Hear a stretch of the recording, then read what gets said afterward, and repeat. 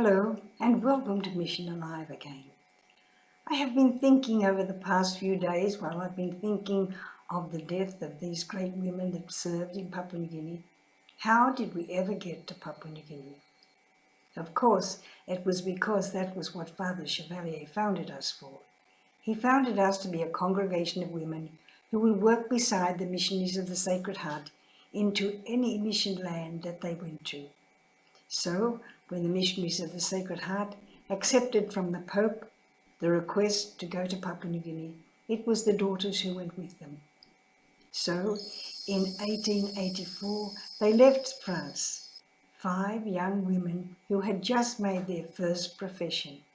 They were so young, inexperienced, not knowing to what or where they were going.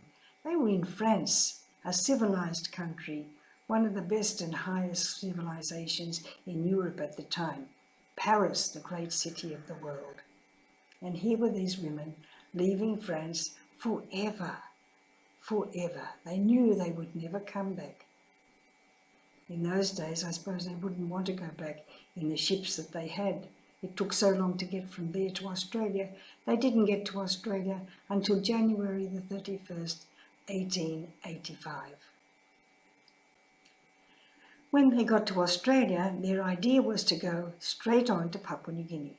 But of course they knew they would have to have a house in Australia so that when other sisters came, they could stay there.